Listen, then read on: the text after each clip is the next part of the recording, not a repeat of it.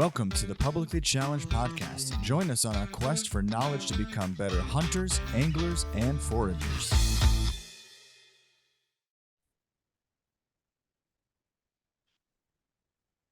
Welcome to another episode of the Publicly Challenged Podcast. And this time, it's not me and Luke, it's just me. And I'm here with Tom Wessels. And Tom Wessels, you are an absolutely inspiring individual to me. I cannot understate this. Been following you for years, and I'm blown away by the amount of knowledge you have. So please, for those of us who don't know who you are, please introduce yourself and tell us what you do. Okay, well, I guess I'm a terrestrial ecologist, which means I'm interested in land-based ecosystems. So I think I'm best known for my work with forest ecosystems, but I have a strong interest in deserts and alpine and Arctic ecosystems. I am a former graduate school academic, and I guess even though I was trained to do ecological research, the focus of most of my work in graduate school was just actually teaching. I loved the teaching, and I was at an institution that valued that, so I invested myself in it. And I see the books I've written as sort of an extension of the teaching. Yeah, well, you are an amazing teacher, and some of the for those that would like to maybe pause this and then go watch some of his videos, they're on the YouTube channel. I believe it's called New England Forests, right? Mm-hmm. Or you could just search on YouTube Tom Wessels. Either way, they're amazing, and you go through and I'm actually like mind blown by the things that you can deduce from looking at a landscape. If you could just like really quickly just summarize like what sorts of things that you can figure out just by looking at a landscape. Yeah, so I call the process forest forensics because it's not unlike going into a crime scene and gleaning it to find evidence to explain what happened there. And so I do it with interpreting forest histories, so I can tell if an area that's now forested was once agricultural land. Not only that, I can tell if it was formerly a crop field or a hay field or a pasture. I can determine when it was abandoned to grow back to forest. In terms of logging, I can tell how many times a forest has been logged. I can date those logging events. Same thing with wind disturbances. If there's multiple wind disturbances, I can usually pin down the type of storm and come pretty close to a guess on the date. And as well with fire as well. So it's a matter of sort of just looking at a forest, and what I first do is I'm just wandering through a forest. I'm just looking to see if there's changes in forest composition or structure. And then that gets me thinking about, all right, there's something going on here. If it's a change in forest structure, sizes of trees, density of trees, then I know I'm looking at different disturbance histories. So then I start gleaning the site for evidence to try to figure out, all right, what am I seeing? So that's sort of the process. Oh, that's so amazing. One thing that maybe I haven't ever seen you talk about, but that interests me is the meandering of rivers, Uh-huh. and how rivers can change place over time. And there's a kind of dramatic example by me where there's clearly a big sharp cliff sort of thing, but then the river I guess it's a creek now, but the creek is a good 100 feet away from that spot. But you can tell that at one point in time, it probably did go through there and erode that whole bank off. Yeah, and big rivers, as they meander, can really create large floodplain areas that can stretch a good half mile, a mile, or more on each side of the river. So they can really get to be quite dramatic. Wow. So what sort of things would you look for if you were to be looking for like the place that a river had been? Like what things would you look for? So, I mean, so rivers, if they're like on a steep grade, just down cut pretty straight away. But when they get onto lower grades, then they start meandering. And so you're looking for these meander turns, like you said, in that bank. I'm sure that when you look at that bank, you were probably seeing a turn to it. They're often, when they're doing that, that's where they're eroding the most, when they're making a turn. But you can also look for oxbows. These are sort of, half moon shaped bodies of water that used to be the channel of the river, but then got blocked off by a flood event and separated as the river moved away. So those are just two things you can look for. Yeah, that's pretty amazing.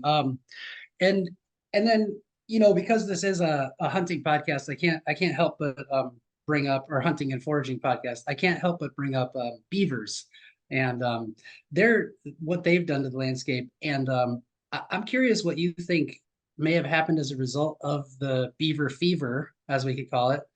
Um, how was our landscape before beaver fever? And then how did it change when we had less beavers on the landscape?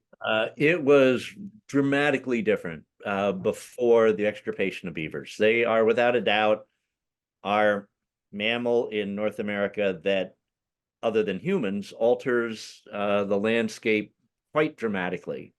Um, and nowadays, we could benefit from them as we're getting all these flood events. And one thing beavers do is they control water, and they really restrict floodwaters. They create these wetlands that are huge sponges that can absorb a lot of water. As we got rid of them, it just means when we get these heavy rain events, the rain's going right into rivers and streams and going straight down. And so we can get real dramatic water level rises. But there's a great book called Eager, the Eager Beaver, that really looks at the historical accounts of what the landscape looked like, particularly in the Midwest and out in the Rockies, prior to the extirpation of beavers. And it's amazing how different it was. I mean, our picture like now of the Great Plains is really different from when beavers were here.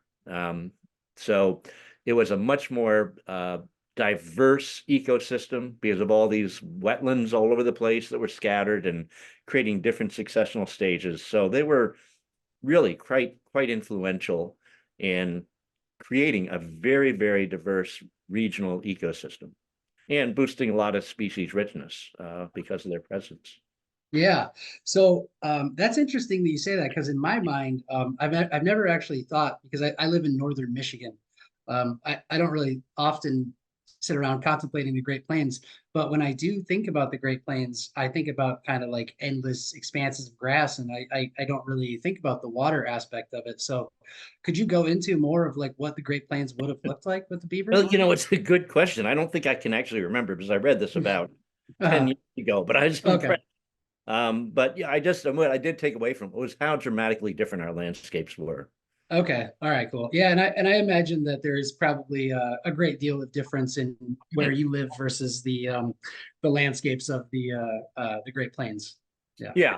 And even maybe if you're like in the Upper Peninsula of Michigan or something, it's gonna be different up there. I mean, when you get into forests that are a lot more coniferous based, then beaver activity is not going to be as heavy as it is in more hardwood forests because hardwoods are their preferred winter food supply trees. So You would actually be surprised. So I don't live in the Upper Peninsula. I live in the northern lower, but I do go to the Upper Peninsula a lot, and there's a ton of beavers up there. good. And it's actually pretty funny that you say that, because so I engage in eating beavers. I would never go through and like extirpate a whole family unit, but maybe I'll have like a few a year. Uh-huh. And they are very, very tasty animals, but I really love them. I would call them my favorite animal. And I've seen many, many examples of them eating cedar trees and pine trees and things that other people would say that they would never eat. And of course they obviously prefer aspens and willows, but I think when forced to, they will definitely eat whatever's around. Well, they will, but it's a sign that they're, sort of getting they're getting a bit desperate because it's not really Yeah. their stuff. So it'd be like us eating something we really could eat, but really probably wouldn't choose to eat. Yeah, yeah, no, I get you. Yeah. So, other than beavers, though, like what effects would things other animals have on the landscape, like specifically where you're at in New England? Do the movement of deer, do the movement of elk, things like that that historically did live in your area, were they going to have like dramatic effects on the land as well? I think they are, and maybe not as dramatic as beaver, but I'll give you one example of a species that had really big impacts. When I was doing my undergraduate work at the University of New Hampshire back in the late 60s, early 70s, um, we are taught that if you went into an oak-dominated woodland, you'd never find white pine growing in the understory. And sure enough, every oak dominated woodland we went into, we never found white pine in the understory because, the oak leaf litter restricts germination sites for pine. So it Mhm. made perfect sense. Well, now you can go into oak forests around here and easily find white pine and a lot of other species you never used to see of trees in the understory in oak dominated woodlands because of the change in the population status of one species. So, any guess what that might be? White-tailed deer. Good guess, but it's not that. It's Oh, turkey. oh, Turkey. turkeys. Turkeys were reintroduced into New Hampshire in 1969. Mhm. And, having them not be present for, well over basically almost 2 centuries, uh, people just thought, well, this is the way the forest always looked. But when troops of turkeys go through a forest and they start scratching up the understory to look for, bugs and seeds and acorns and things like that, they create all these germination sites. So we're seeing now turkeys as a huge influence in basically dramatically increasing the diversity of species in the understory of our woodlands that we never would have caught on if they, if we never had them here. We just never would have known that. That is amazing. And I'm sure, based on some of the other stuff that I know, um, having turkey create better woodlands and more diverse woodlands probably equals more turkeys in the end too, right? Yeah, because now they're obviously allowing species to come in that might not have had as much success that, are going to be good foraging species for them. So sure. Wow, that's that's pretty amazing. Um, so what other sorts of things do you do like on a daily basis? Do you help people assess their land and how to improve it and things Uh, like that? Sometimes, I mean, most of what I do are public programs, speaking events, things like that. I get a lot of requests to take groups out in the field and just, basically interpret what I'm seeing out in the woodlands. And it's not just, interpreting forest histories. It could be looking at really cool, unique, co-evolved interrelationships that we find out in the natural world that many people don't know about, or unique growth forms of trees, or uh, you know, cool adaptations of, trees, plants, and other organisms out there. So, Hmm. as an ecologist, I'm mostly versed in looking at interrelationships. So a lot of that deals with interrelationships. If they're, like sun leaves or shade leaves and oaks, that's a relationship to growing conditions of the physical environment. If it's, resin blisters on balsam fir, well, that's an adaptation to deal with bark beetles.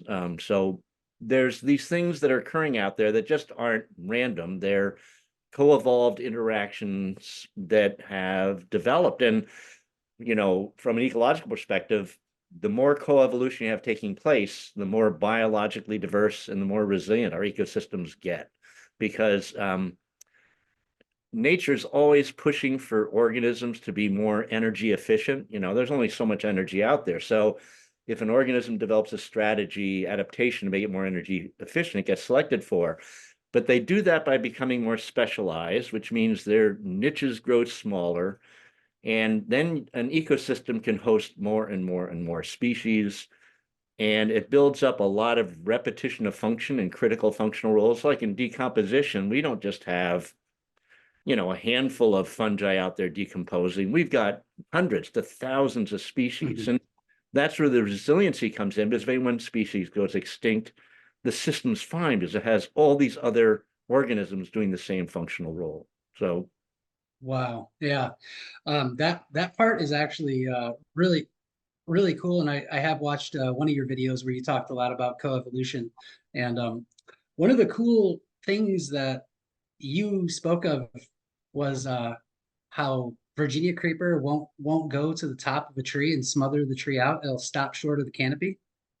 yeah, it stays pretty much on Yeah. the trunk or on the limbs that don't have leaves, but it would be counterproductive for it to start covering over the the leaves and then prematurely kill its host, because then it's sort of done itself Yeah. in terms of getting a lot of light in a forest setting. So, you know, um, that's what happens. I mean, I'm sure when that relationship first started, it was probably like Eurasian bittersweet, covering up Yeah. trees, killing them off. But Mhm. it's sort of counterproductive from an energy point of view, because I've seen areas in New England where bittersweet has completely killed everything off. I know one Mhm. 5-acre area where it's just a mat of bittersweet vine that's about 5 feet high. There's nothing else there. All the trees died. They eventually came down. The vines grown over them all. But now, if you look at it, you see that it's just twining all over itself, trying to grow up, and its fruiting and flowering goes way down. And so Mhm. it's not doing itself a good service by killing off its host trees like that. Yeah.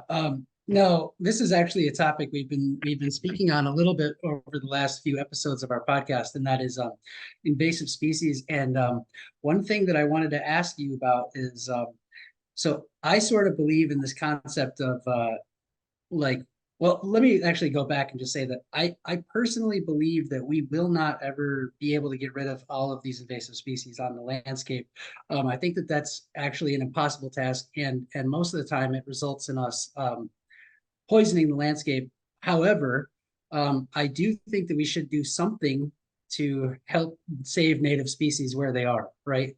Yeah, So, I agree with you completely on that. yeah, Yeah, invasives, once they're here to stay. We don't have the capability to do it. So I look at it like triage. If you have a site that they're just starting to move into where it's easy to weed, go after them. If you yeah, got sites that have rare and endangered species, make sure you try to keep them out of there.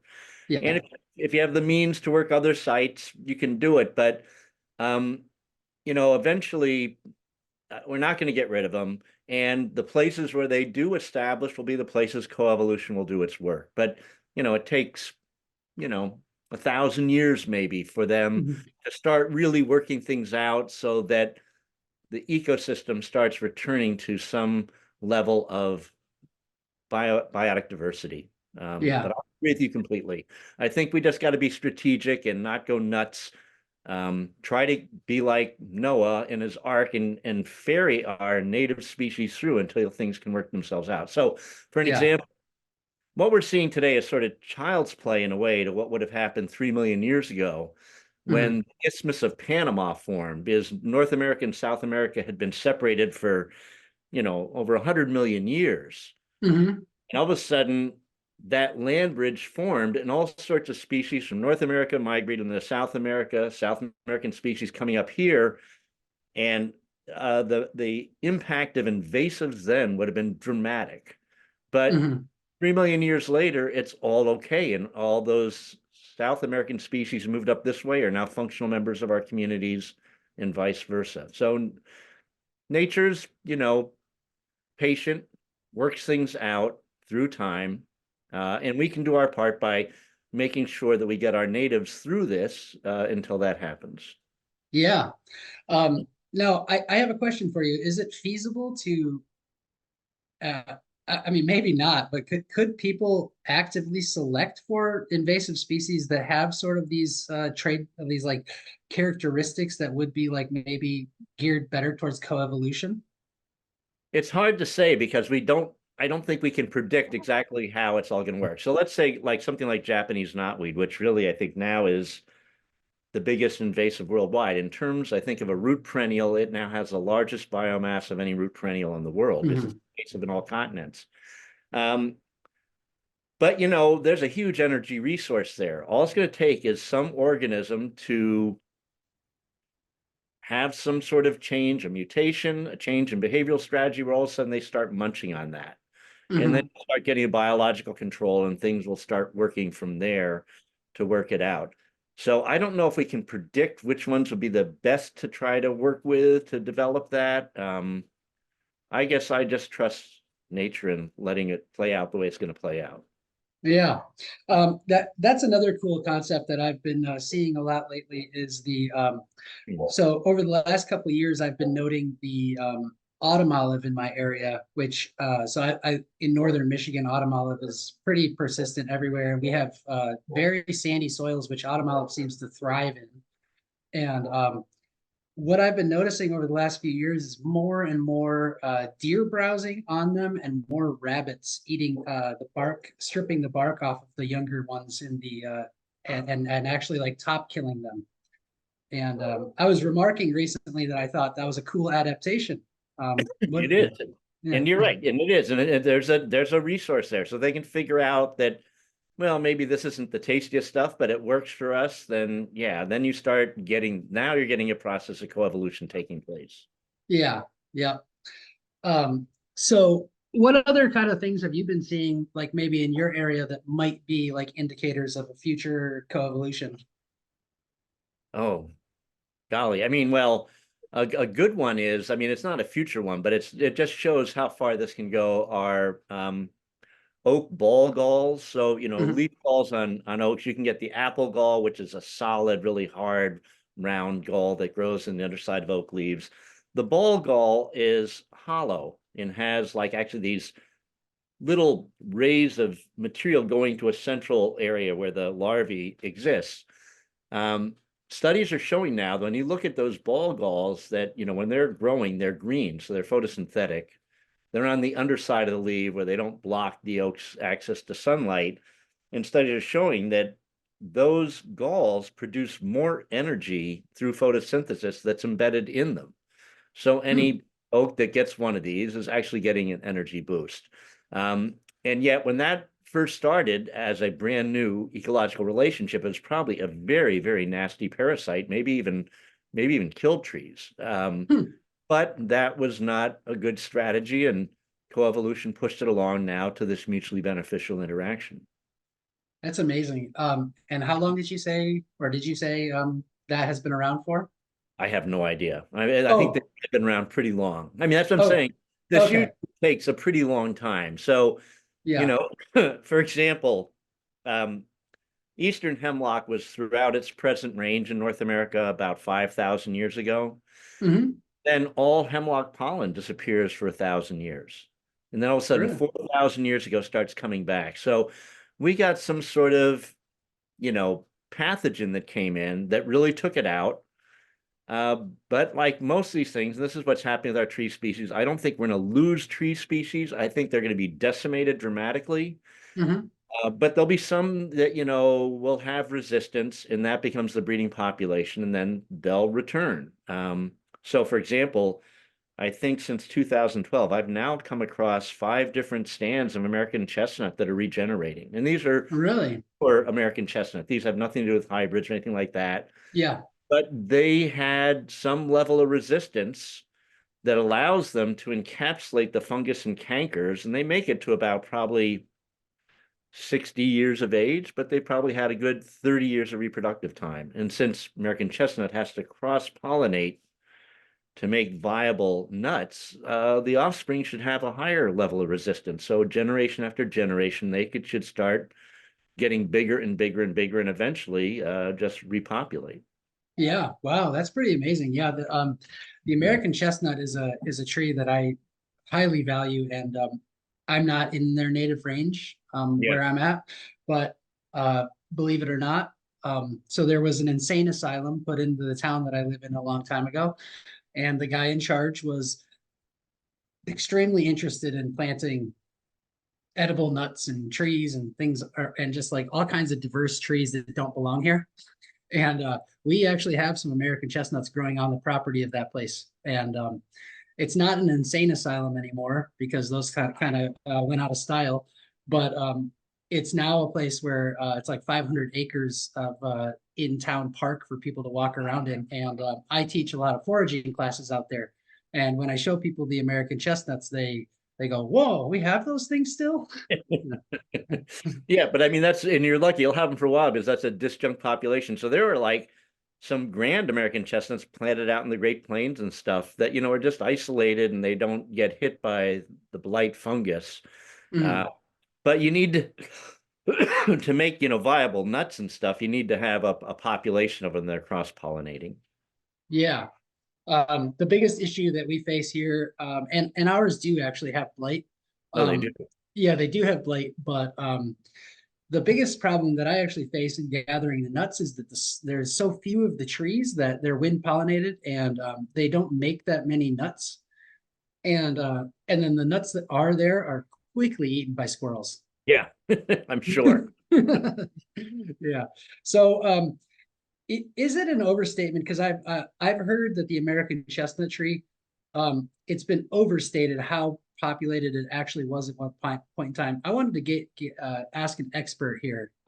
Was there actually like 4 billion, trees or whatever they said? I don't know how many there were. I think in the heart of its range, there are some stands, or maybe one out of every four trees was American chestnut. Mhm. But it certainly was probably not as densely populated as you often hear. But the thing is, they grew to immense size. So there are pre-blight photographs of American chestnuts up to 14-foot basal diameters. I mean, Mhm. for a hardwood tree to get that size is hard to imagine. I mean, seen Doug fir and redwoods and sequoias and stuff at that size, but for a hardwood, it's hard. So I think because of the fact they could get so large and they could make such an incredible crop of nuts, they became sort of iconic in American folklore. Yeah.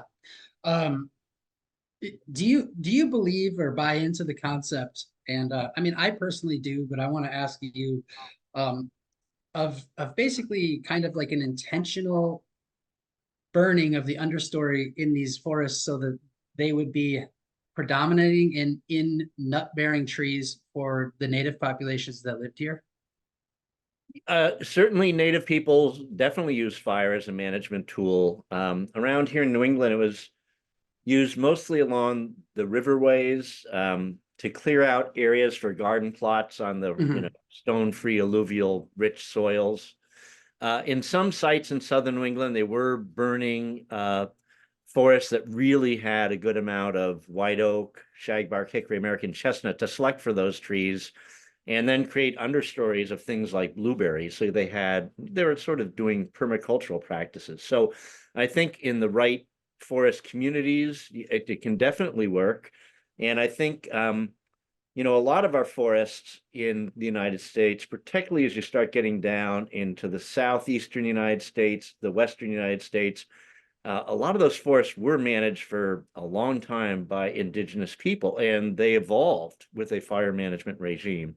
Other areas, like up here in northern New England, where I live, fire was pretty much nondescript as a natural disturbance. I mean, and we don't have as many nut trees you get in northern New England, so native people weren't burning like that up here. Mhm. But in areas of the continent where they did burn, they created ecosystems that did evolve with the presence of fire. Wow.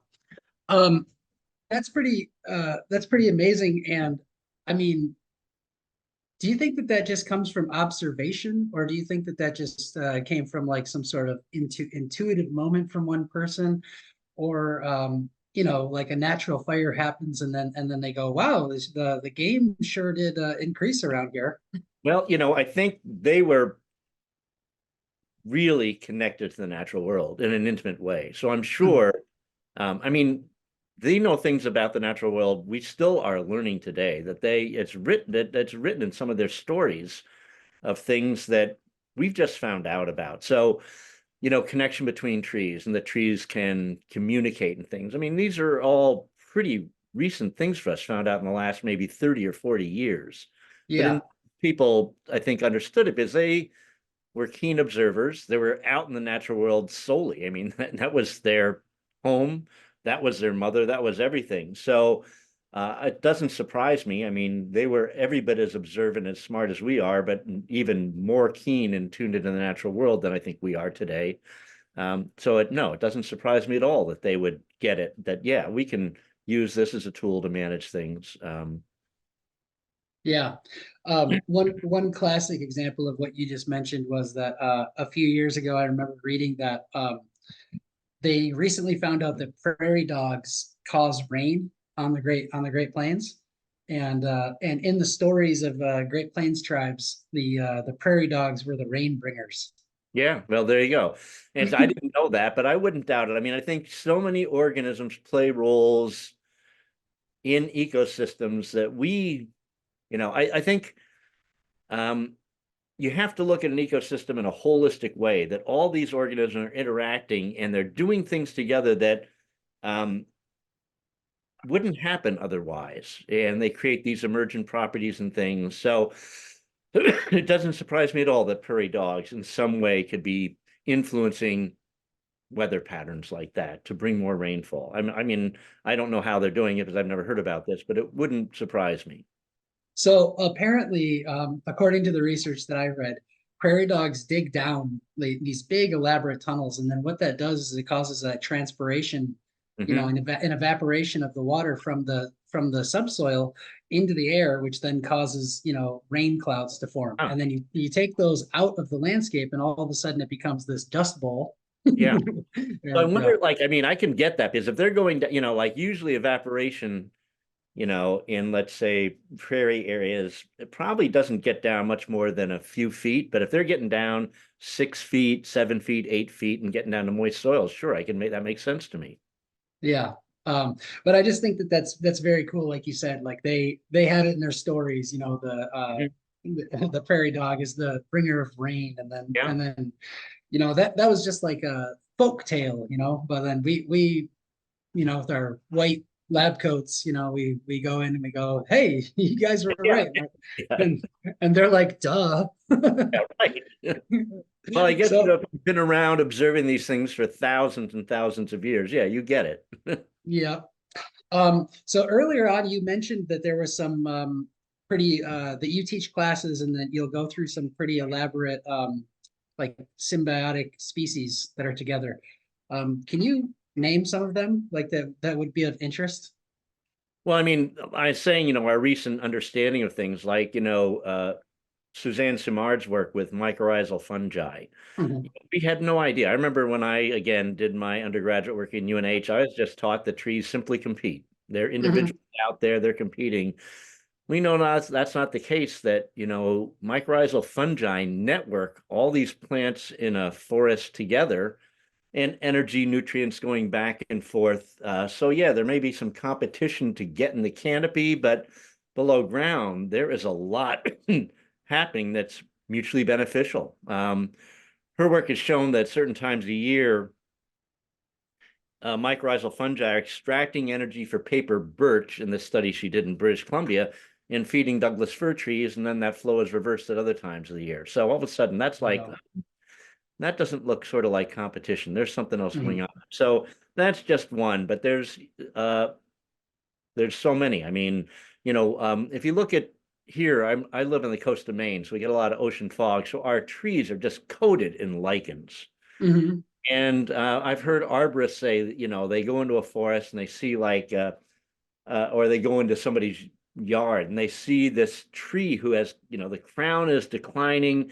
There's lichens all over the branches. They say, look at that. Those lichens are killing the tree. And actually, that's not what's going on at all. The limiting factor for lichens is light. They're only biologically active during fog or rain events. So light becomes a Mhm. premium. So wherever there's no leaves, that's where they're going to grow because that's where the light is. But lichens get most of their nutrients out of the air. Mhm. So when they start coating a tree, it's like putting this nutrient layer on the tree. So then during heavy rain, some of that nutrient leaches out as water soluble fertilizer that goes right down to the ground and fertilizes the roots of the trees. Or if they fall off, they enrich the ground. So trees that get good lichen coatings actually get a boost. They're benefited. Uh, Mhm. so trees like red oaks, for example, have almost all of our trees have barks that, exfoliate. Red oaks have evolved a bark that an alive, healthy red oak, you can't remove any bark. It is welded on in Mhm. adaptation to attract these lichens. They can get heavy coatings on their trunks in areas where there's a good amount of light. So there's just one common one. Yeah, the lichen thing is pretty interesting. So, when you said that, what was killing the trees though? So if It would have it's not been the lichens. It's not the lichen. So in that case, like a lot of this you see in spruce around here, spruce are having a hard time with climate change and some exotic fungi. So we see that a lot in spruce trees. So it's another agent that's doing it, and then the lichens are just taking advantage of the light that opens up. Okay, I see. Yeah, lichens are really fascinating, and I appreciate that you said that some people do, I'll hear people say like a lichen, they act like it's predator, it's like stealing the nutrients from the tree. And I will remark that no, it's actually gathering all of its nutrients from the air. That's right. I You mean, know, they're growing on dead bark. They're not taking anything from the tree. Again, it would be like these are long-lived, co-evolved relationships. It again doesn't make sense to hurt your host. If you yeah, keep your host going, it lives longer, you live longer, you reproduce more, there's more of a resource for your offspring. So, for example, you're talking about chestnut blight. You mhm, know, it only took about 30 years for that blight to pretty much extirpate American chestnut completely. Obviously, a really bad outcome for the American chestnut. That's why, as ecologists, we say we shouldn't be bringing species from one part of the world into another because we create these very young ecological interactions that can be very detrimental. But take a look at it from the fungus's perspective. If you're a host-specific parasite, the worst thing you could do is eradicate your host species. yeah, You've just gotten rid of your whole population, and it was incredibly energy wasteful. It would have been much better off to keep their host trees alive, even if they're parasites. They'd live longer, reproduce more of a resource for their offspring. So it only makes sense through time that these co-evolved relationships are going to develop, which makes ecosystems, way more biologically diverse and resilient. yeah. So in regards to the American chestnut, you said you didn't think that, or we weren't talking about hybrids. What do you think about hybridization events between those species? You think that's bad or good? Well, I would have lobbied against it. I think we're too hasty in what we do, and we don't Mhm. understand the outcome. So, the Oriental chestnuts that are being hybridized are basically understory species that never could get the sort of stature of the American chestnut. Yeah, American chestnut will come back, but what worries me, there's going to be enough of these hybrids, and now we're talking about genetic manipulations and stuff that who knows what that species will become. And I don't yeah, think we can predict. So I'd say we don't really have the wisdom to understand this. I think it's more or less, if we find resistant chestnuts, we should have worked with them. It would take longer, but I don't think we should be so hasty. I think that especially when we don't understand all the outcomes of what we're doing, I don't think I think it's blind to just rush in like that. yeah. And as far as like, oh, I wanted to mention the chestnut that the genetically modified one. I think that got they put the kibosh on that one. I think they're Well, not that's doing good. that I haven't anymore. heard that, and that's really good. I mean, Yeah, I yeah, it worries me because you create these genetic new forms, and we don't know how they're going to interact in ecosystems, and you can then lose your original form, which is yeah. not good. Yeah, definitely. So I wanted to ask you specifically about oaks. Oaks, as I'm sure you're aware, at one point in time, kind of diverged into red oaks and white oaks, and then as I've gleaned from the information, they sort of they evolved like I think 5 million years ago in Colorado or something. I have told, and then sort Oh, of made it. Yeah, they're way older than that. yeah. Oaks, Okay. the oaks are in the Fagaceae. This is the beech Yeah. family. It's one of our oldest families of broadleaf trees. The only family that's older are magnolias. So it's a family evolved in equatorial tropics about, I don't know, over 100 million years ago. Oh, okay. I now when they got up here in North America, probably not until that land isthmus formed that they came Hmm. up on. So, in other words, it might have been 3 million years ago they made it into here. Um, but they still have sort of some of their tropical attributes. So, for example, um, they have marcescent leaves. These are leaves that they die, they hang on the tree, which is when you're up north where there's a lot of snow or ice storms, that's not a good strategy. You can really capture a lot of weight and get breakage events. But all the early members of that family were broad-leaved evergreens because they grew in Hmm. equatorial tropics. And so if we go down to the southern United States, we have live oaks that are broad-leaved Yeah. evergreens. And if you go down in South America now, we still have beeches that are broad-leaved evergreens. But the beech, the oak, the chestnut are all in that family. They all have marcescent leaves because they're sort of more recent arrivers up here and they never mastered the art of dropping them. Wow. Okay. it's so funny to think of 3 million years as being recent. Yeah, well, I think you have to look at it in perspective of what's going on historically, but yeah, it's Yeah, all for context, I guess. yeah, no, I get you for sure. Um, but the question that I wanted to ask you though was about so red and white oaks, they inhabit these different groups. What what makes them like they can both be in the same site? And you were talking about earlier coevolution and energy efficiency. So what is specifically like the difference between like why a white oak will be where a white oak is and why a red oak will be where a red oak is? Yeah, so I mean, here I'll just have to play on my knowledge in New England here.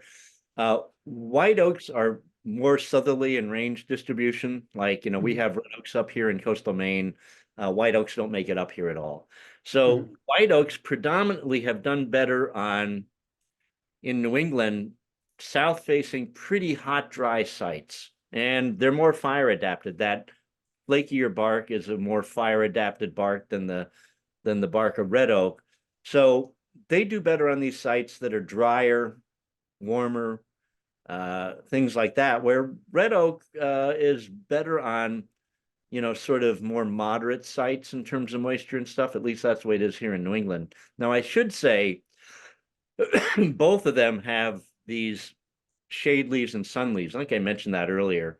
If you go out in an oak woodland, whether it's white oak or red oak, it doesn't really matter. If you look on the ground, you're going to see, some oak leaves that are pretty small and others that might be 3 to 4 times the size. mhm, And the small ones usually are more deeply notched in the midrib. They are more leathery because they have a heavy cuticular coating. And these are the sun leaves. They are leaves that hang out in the top of the tree in full sunlight. They have small size and that heavy coating to protect them from desiccation. mhm. But the deep notches allowed a lot of light to infiltrate in the interior leaves. And so what the oaks are doing, they've been around a long time, so they've mastered a lot of this stuff, is they're creating a microenvironment where their shade leaves, those big interior leaves, can do the bulk of the photosynthesis without moisture loss. So that's why, at least here in New England, when we get on dry sites, oaks will predominate over any other broadleaf hardwood because they can do about 30% more photosynthesis because of this leaf dimorphism. So, but here Wow, we're seeing white oaks more on drier, warmer sites than red oaks. that's fascinating. Um, and then what species do you have in Maine? Michigan has 10 species of oak, and then northern Michigan's got, I think, three. Well, I mean, I'm right where I am on Mount Desert Island. We have two species of oak. We've got red oak and scrub oak. But Okay. in New England, if you get down to southern New England, then you get a whole mess more. But you're going to get, white oaks and pin oaks and scarlet oaks, and we can get some bur oaks out in the western part of New England. So it depends where you are. But up here, I mean, I'm in down east coastal Maine, so I'm up at about the 45th parallel. So it's getting shorter growing seasons. We get a lot more cool conditions, particularly with ocean fogs, and the oaks just don't Yeah. do well. Yeah, you're so you say you're at the 45th parallel. That's basically exactly where I am in Michigan. Yeah. Yeah. We're on, the Gulf of Maine, which is a pretty cold body of water, although it's warming dramatically fast. I mean, Yeah. it used to be that it would be rare for it to get much above 50 degrees in the summertime. Now we're getting it up in some areas close to 60, which is a dramatic warming. That's happened just like in the last 20 years. So it was you've lived there for a long time? No, we bought a place up here 10 years ago and then moved up here permanently 2 years ago. Okay. But you've been there for a long time. So it would not get above 50 degrees in the summer. In the water of the ocean, yeah. Oh, in the Yeah, water yeah, of yeah. the ocean. Oh, no, no, Oh, yeah, no, not in the air here, but out in the Gulf of Maine waters. Yes, no, yeah, no. okay. It would be Uh, pretty tough if it's just 50 degrees at the warmest time of year. okay, I gotcha. Yeah. Yeah, all right. I was thinking, well, that doesn't sound like a great retirement place. um, but the yeah, so here where I live in particular, I live in Traverse City, Michigan. Um, we actually I remark about this all the time. Southern Michigan, if you go east of us, is colder, even if you go south. So like Mm. Chicago is a much colder place than we are here. And that's because I live right on Lake Michigan and the wind, it just keeps this moderate all year. Yeah, So no, it's amazing, like, again, how big lakes, oceans, things like this can really change the physical environment quite a bit. yeah. So what in changing gears here, what what got you into all this stuff? Well, I think um it's an unusual story. I talk about it now that my mom passed away, but when I was a young boy, the age of 4, she developed mental illness. My older siblings were off at school, so I was at home alone with her, and it got to be scary at times. So I would just head out into the woods across the street. Um, and I felt comfortable being there. It felt sort of like a sanctuary for me. So at a very young age, I really bonded with just being out in the woods. Of course, as a young boy, I didn't have much respect for it. I can remember ripping up huge stands of skunk cabbage to try to make the neighbors a disagreeable smell. Did thing that boys do, which is not the best thing sometimes, but I still bonded with that woodland. And I write about it in one of my books that when I was 12, uh, and this was in the spring of my 6th grade year, stayed after school in a pickup baseball game, started walking home from the school through the woods. It was a half-mile walk through the woods to get to my house, and came across this new dirt road that had been punched through the woods, came to a clearing where there was a stand of red maples I just loved because they had this bark that looked like shagbark hickories, and they had all been pushed down. And me and my two friends who lived on the same street right across from this woods were aghast. And so we monkey wrenched that bulldozer. I'd never even heard of the term at that time because this was like 19, what, 63, I guess. Mhm. So we picked up rocks, we smashed all the windows, we poked holes for the leather seats, we pried off hydraulic hoses with sticks, we pushed gears, rocks in every gear we can find. We even took dirt from the exposed tracks and dumped it in the gas tank. Oh my God. And I guess we really did some damage because the police really were investigating this. And I remember during True Confessions one time at a Thanksgiving dinner when I was in my 40s, I mentioned this, and my parents just blanched because I guess they've been interviewed quite a bit about the police and saying, "Oh no, Tommy would never do anything like that." But anyways, then I became an adolescent, and sort of my interest changed. But I did. I was good in high school in math and science. My dad said, "You'll make a great engineer." And I hadn't even thought about what I wanted to do. I said, "Okay." So I went to Johns Hopkins University to study industrial engineering. It only took me a month to realize that is not what I want to do. So for the first time in my life, I started thinking, and I knew it had to be something with forests. So that was the beginning of my trajectory into basically being an ecologist. Wow.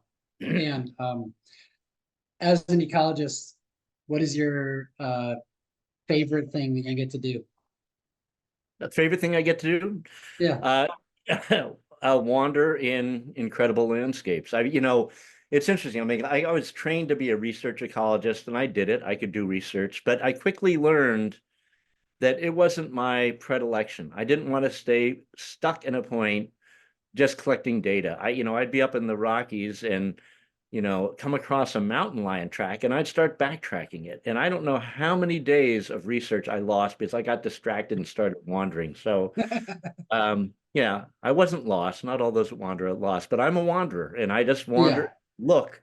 And I think that's what allowed me to develop my abilities of interpreting forest histories is I've developed a really good eye for seeing differences in patterns and processes. And once I see a difference, it starts me thinking about what's going on, and I pursue that. So, um, but you wouldn't do that if you were stuck just doing, sort of quantitative research. You wouldn't see those changes. You wouldn't see it on a grander, larger scale. So I guess that's, why I became an educator because I found I loved teaching. I could do the research, but it didn't tickle me. Yeah. Um, I too am an insane wanderer. Mhm. I have it in me, and I have 3 kids and a family. And prior to having all these kids, I mean, I can't tell you the amount of time I used to just wander, just what's over here, what's over Yeah, there, yeah. and just kind of go where places like most people don't want to go. I seem to be really drawn towards wetlands, and so Which are really cool. yeah, yeah, wetlands are amazing. And what do you think that is? What makes people like you and me just want to like wander? I don't know if I can say exactly why. Maybe I mean, that's what I did when I was 4 years old. I was wandering through those woods. Maybe it's just something that I picked up. I don't know why, but I just know that that's my predilection. I mean, um, for example, I taught a desert ecology class at Antioch Graduate School for many, many years down in Mexico and bordering Arizona. And I'd always intentionally give one day off as a day Mhm. for people just to wander on their own through the desert and not have Wow. any restrictions in that. And I would take off for the whole day and I'd go huge distances in this. We'd always do this in the Pinacate, which is this incredible desert landscape in Mexico. And truly, it was a wilderness landscape until the early 1900s. Hardly any white people had ever been in there. Uh, Mhm. he said Adam had lived in there, but in very small populations because it's a very extreme place to live. But um, I'd go out wandering and come across these incredible footpaths that were probably at least 10,000 years old in the desert Holy page. moly.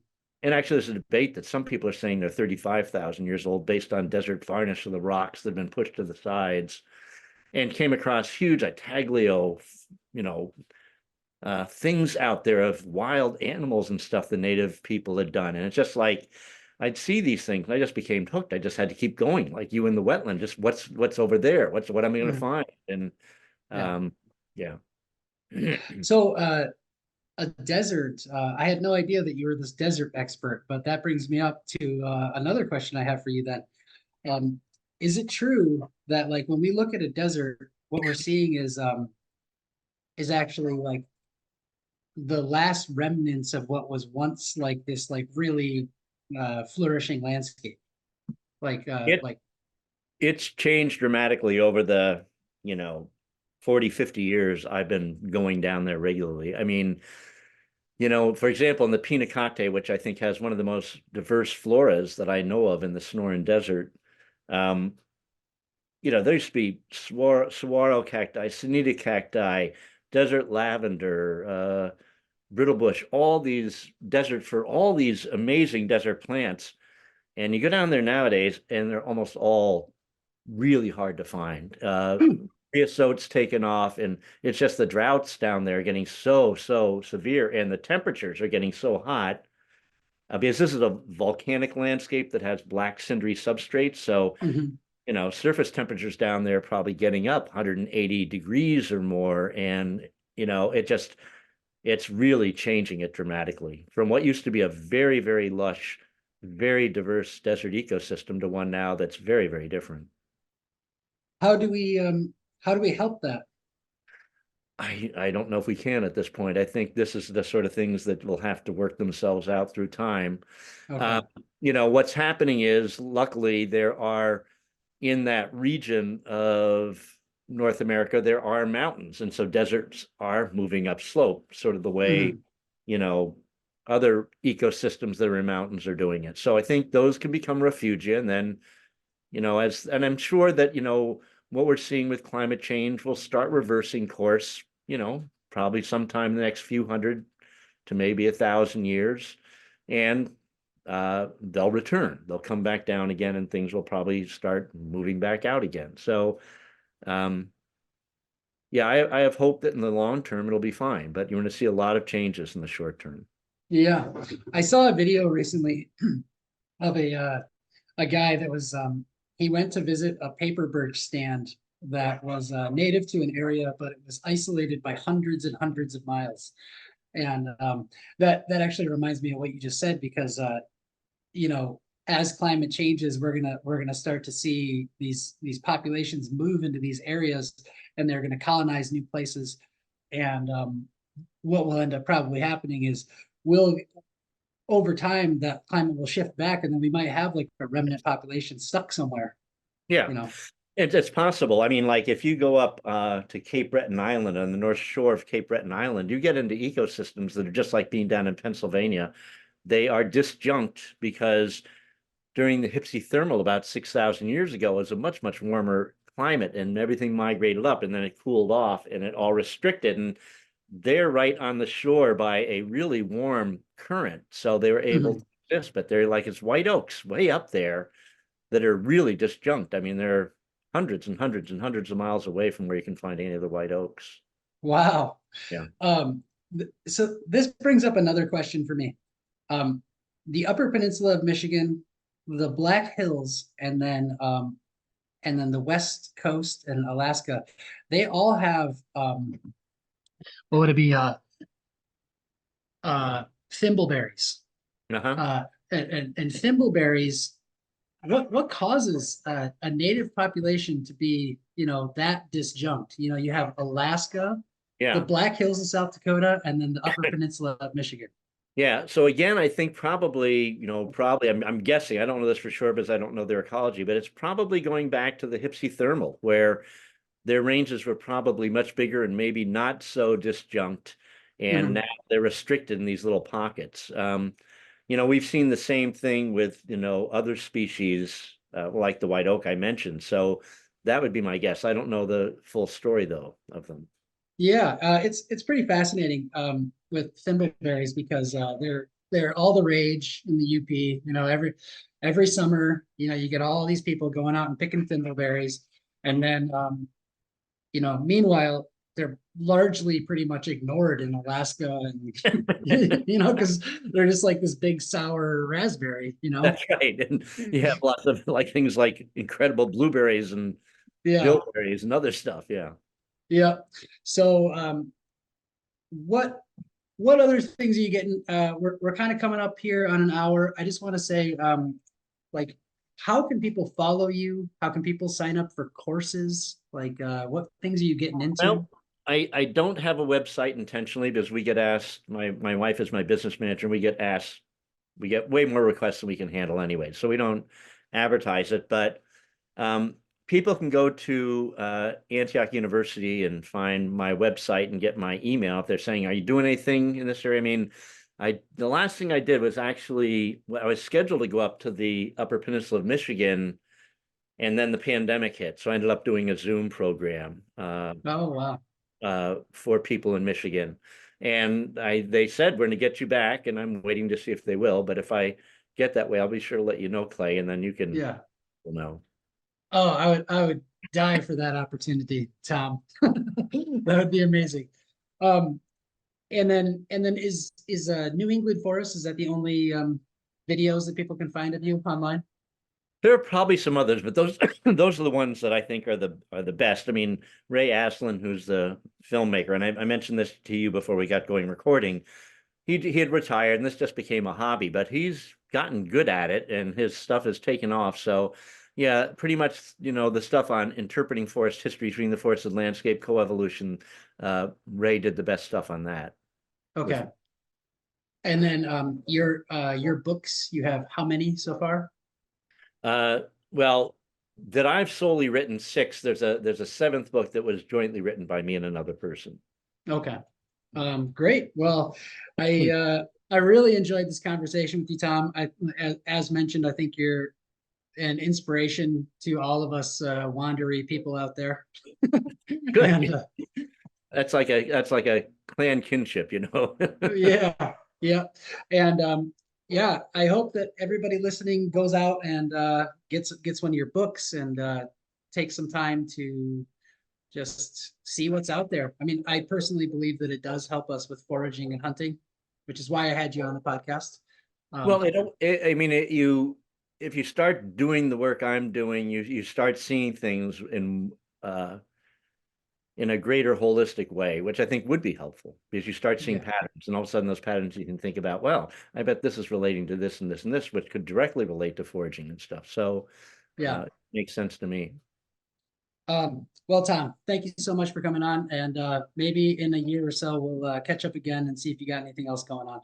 All right. Well, thanks, Clay. It's delightful being on. Yeah, great.